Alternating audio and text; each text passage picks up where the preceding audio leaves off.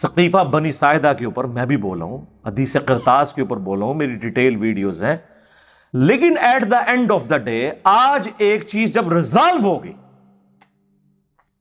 پھر اس چیپٹر کو کلوز رہنے دیں، بیان ضرور کریں.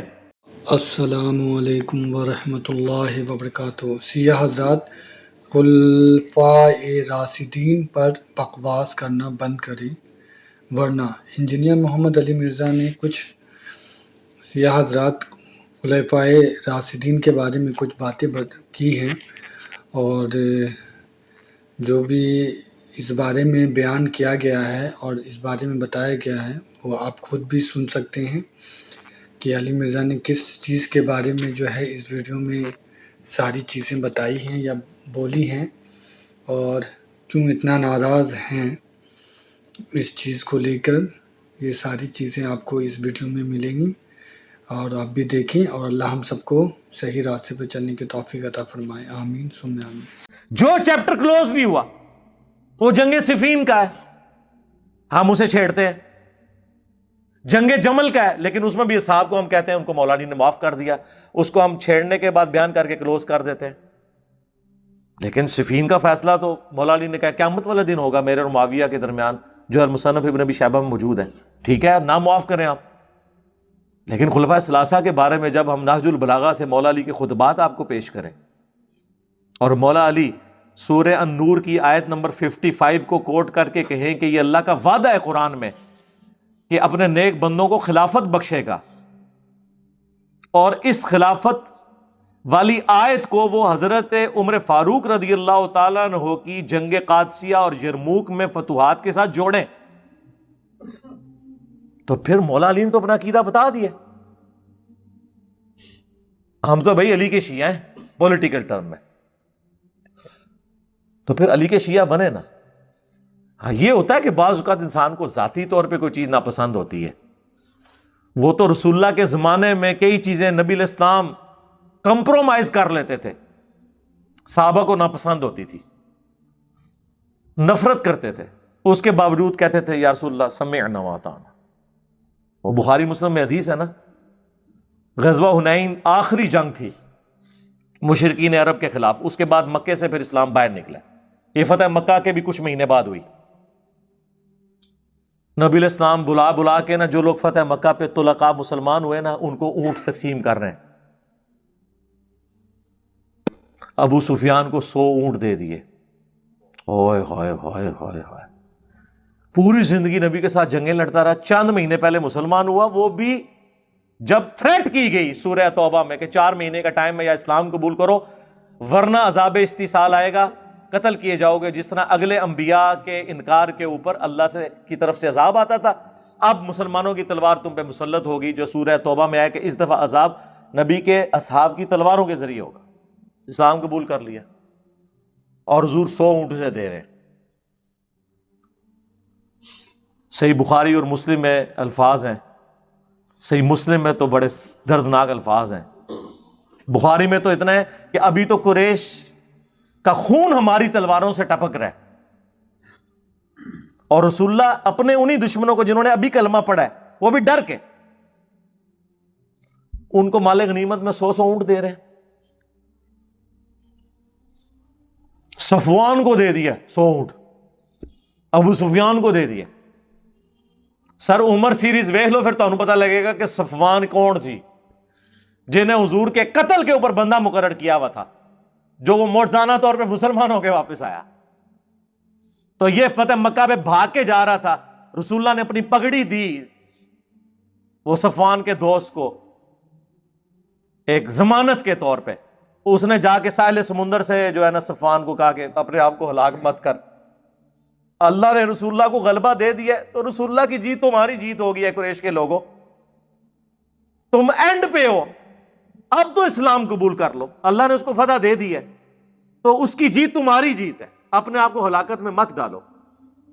وہ کشتی سے نیچے اترا، اس نے کہا گارنٹی کیا؟ ان کا یہ دیکھو رسول اللہ نے مجھے اپنی پگڑی دے دی ہے. کس شخص کی ضمانت کے لیے؟ جس نے حضور کے قتل کے لیے اسی بندے کو مقرر کیا ہوا تھا. آیا حضور نے معاف کر دی. بخاری مسلم کے الفاظ ہیں 100 اونٹ جب دیے تو انصار مدینہ نے کہا کہ ہماری تلواروں سے تو ابھی قریش مکہ کا خون ٹپک رہا ہے، اور مسلم کے الفاظ ہیں، اس شخص پہ دیکھو اپنے قبیلے کی محبت غالب ہو گئی ہے.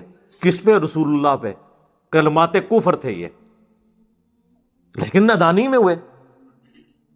حضور کو اللہ تعالیٰ نے وحی کے ذریعے بتا دیا کہ آپ کے چند نوجوان قسم کے جو جذباتی اصحاب ہیں انہوں نے یہ سٹیٹمنٹ آپ کے بارے میں دی ہے. آپ نے ان کو بلایا، کوئی ٹوکا نہیں اٹھایا، کوئی 295 سی نہیں لگائی.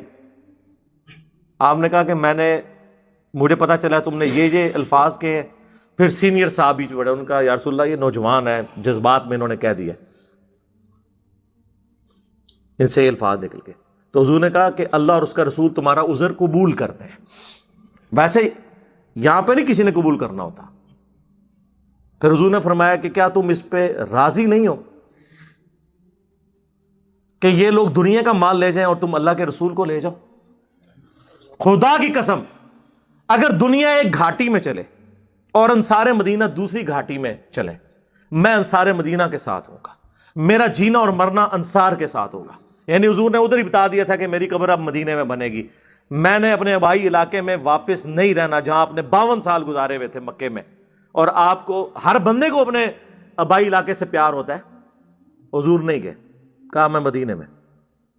اور پھر انصار کو بتا دیا، بخاری مسلم میں حدیث ہے، انصار میرے بعد اور لوگوں کو تم پر ترجیح دی جائے گی، تم صبر کرنا یہاں تک کہ حوض کوثر پہ آ کے مجھے ملنا، وہاں پھر بدلہ ہوگا. سحقن سحقن لمن غیر بعدی، سحقن سحقن لمن بدل بعدی. ان پہ پھٹکارو، ان کو مجھ سے دور کر دو جنہوں نے میرے بعد میرے دین کو بدل دیا. خامنائی صاحب کا فتویٰ، جب وہ یاسر الحبیب غالی رافضی نے عرب کے چینلز کے اوپر بیٹھ کے سیدہ عائشہ سلام اللہ علیہا کے اوپر سب و شتم کیا اور نعوذ باللہ عائشہ فی النار، یہ سارے وہ نعرے لکھ کے اور پتہ نہیں کیا کچھ کیا، تو انہوں نے کہا کہ یہ بندہ شیعہ سے خارج ہے، اس کا ہمارے سے کوئی تعلق نہیں ہے جو نبی الاسلام کی بیویوں کی یا کسی ساتھی کی توہین کرے، یا اہل سنت کے مقدسات کی، جس کی اہل سنت عزت کرتے ہیں، کسی کی بھی توہین کرنے والا شیعہ نہیں ہے. چہ جائے کہ امہات المومنین کی رضی اللہ عنہن وعلیہم السلام اجمعین. پھر جہاں تک انہوں نے فتویٰ، یہ سارے فتوے میرے پاس لکھے ہوئے ہیں، آپ جا کے گوگل پہ بھی لکھیں، انگلش میں بھی آپ کو فتوے مل جائیں گے، کہ اگر سعودی حکومت شیعہ کو مجبور کرے کہ یہ ہاتھ باندھ کے نماز پڑھے، تب بھی آپ امام کعبہ کے پیچھے ہی نماز پڑھیں ہاتھ باندھ کے. آپ نے اپنی نماز الگ نہیں پڑھنی، امت کی جمعیت سے الگ نہیں ہونا. اندازہ کرو، اے تو اڈے جتنا حوصلہ سنیے چے. یہاں ہم سنیوں کی کتابوں سے بتا رہے ہیں کہ یار ہاتھ چھوڑ کے نماز پڑھنا سنت ہے، وہ کہتے جی جناب یہ کہاں سے نکال لی ہے، دونوں طریقے سنت ہے.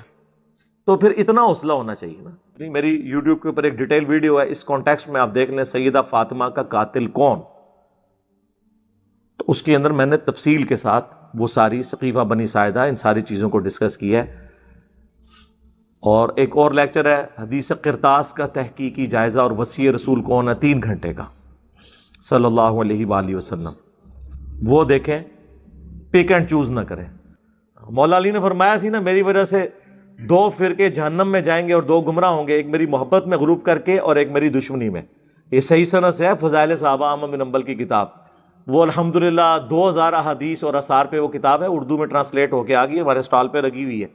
نو پروفٹ نو لاس پہ ہم دے رہے ہیں، جس کو شوق ہے وہ لے، جس میں روایت موجود ہے.